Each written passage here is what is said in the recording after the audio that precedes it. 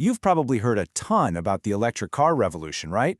But what if a huge part of the solution to our gas problem isn't in some high-tech battery, but in our trash cans? Yeah, you heard that right. Let's dig into the surprising fuel that's hiding in plain sight. So we all kind of assume that electric cars are just going to swoop in and solve our addiction to gasoline. But here's the real question. Can they do it fast enough? Well, when you look at the data, the answer gets a little more complicated. See, our gasoline habit, it's not just going to vanish overnight. I mean, even with millions of new EVs hitting the road, the forecasts are pretty clear.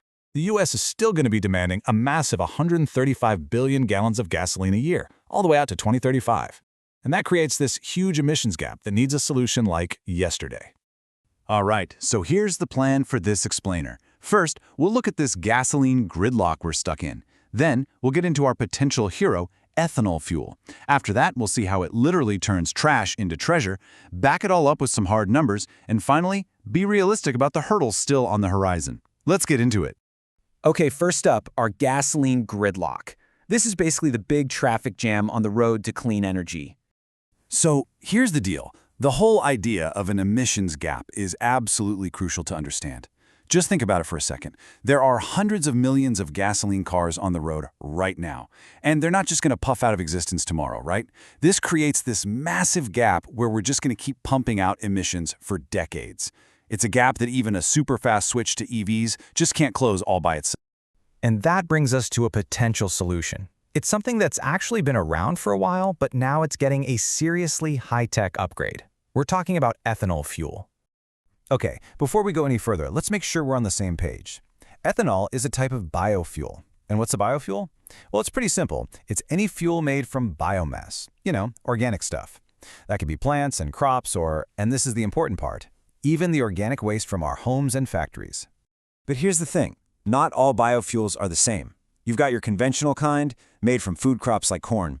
But the real game changer here is what we call advanced biofuel.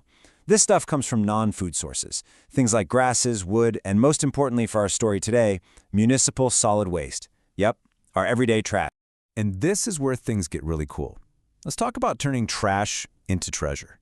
How in the world can the garbage from our cities actually end up powering our cars? To really get your head around the scale of this opportunity, just look at a place like New York City. Every single year, the city generates a mind-boggling 14 million tons of trash. I mean, that's a massive problem for landfills, right? But what if it's also a massive untapped resource? Just think about that potential for a second. If we could take just the organic part of all that waste, the paper, cardboard, food scraps, we could produce somewhere between 600 and 700 million gallons of ethanol every year from just one city's trash. That's enough to make a serious dent in the state's gasoline use.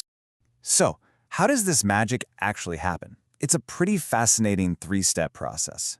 First, you've got to separate out all that organic waste. Step 2, you use these special biochemical processes. Think of them like enzymes, to break it all down.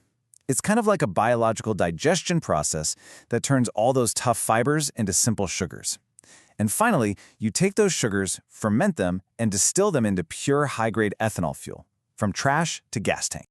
All right, now for the part that really matters. The numbers don't lie. Because this process isn't just a cool science experiment. It's cleaner, and believe it or not, it's also surprisingly profitable. To really get this, we need to understand one key term: carbon intensity, or CI. The absolute easiest way to think about it is like a carbon price tag on a gallon of fuel. It measures everything, all the greenhouse gas emissions from creating it, transporting it, and burning it. And with CI, it's simple. The lower the number, the better it is for the planet. And this is where it gets really impressive. Check this out. Regular old gasoline has a carbon intensity score of around 92. E85, that's a fuel blend with a lot of ethanol, is better when it's made from corn, scoring around 58. But E85 made from city waste? Get this, it drops all the way down to just 48. That is a massive reduction. We're talking about a fuel that's nearly half as carbon intensive as gasoline. Okay, so it's way cleaner, but does it make financial sense? Oh, absolutely. And that's thanks to government incentives like the Renewable Fuel Standard and the Inflation Reduction Act. The economics here are incredibly strong. A producer making ethanol from corn gets about 56 cents per gallon in credits. But because the ethanol from waste is so much cleaner, its producers can stack those incentives to get around $1.50 per gallon. That huge difference is exactly what's driving serious investment into this tech. And this really isn't about choosing one solution over the other, you know? It's not EVs or ethanol. The forecasts show that even while EV adoption totally soars by 2035, the market for these higher ethanol blends is also expected to grow in a big way. They really work together, side by side, as complementary solutions to clean up our roads. Of course, it's not all a walk in the park. We have to be realistic. So let's talk about the hurdles on the horizon. Because while this isn't some magic silver bullet, it is an incredibly powerful tool. Okay, so there are basically 4 main roadblocks we need to think about. First, these higher ethanol blends like E85, they need special pumps and tanks at gas stations. Second, for it to be widespread, we just need more flex fuel vehicles out there that can actually run on it.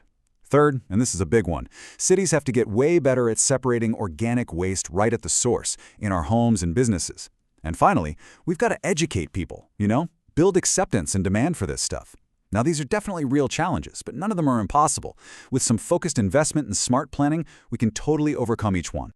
So, if there's one thing to take away from all this, it's this. Making ethanol from our trash is not an EV killer. Not at all. It's a critical, super practical tool that we can use right now to immediately start slashing emissions from the hundreds of millions of gasoline cars that are still going to be on our roads for years to come.